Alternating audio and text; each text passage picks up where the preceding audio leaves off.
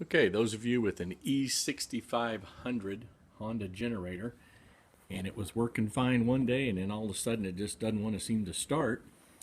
Here's an interesting little deal right here. On the carburetor, even though these things are a manual choke, you look on the carburetor and right there, that's called a choke solenoid, and it has some wires running to it. They come down, go up, and connect right here under the lid. What that has is a little valve in there that works off of 12 volts. You can take it off here. Then there's you take your wires off, you put 12 volts to it, and you should see a little plunger move in and out. And this is what it looks like right here. So you put 12 volts to it, and you should see that plunger move in and out.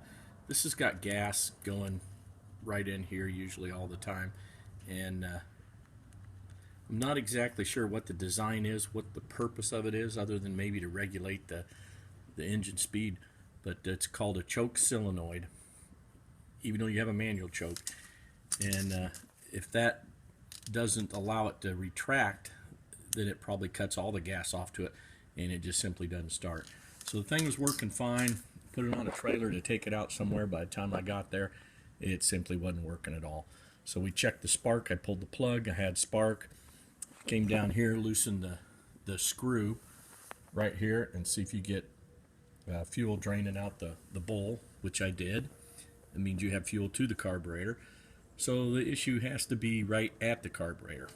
And sure enough, that's what it was, is this choke solenoid. When you go to replace it, you can buy them online. 35, 40 bucks is all it was. But when you do it, even the same year model had different ones based on your serial number. So find your serial number and get the right one, and pretty simple fix.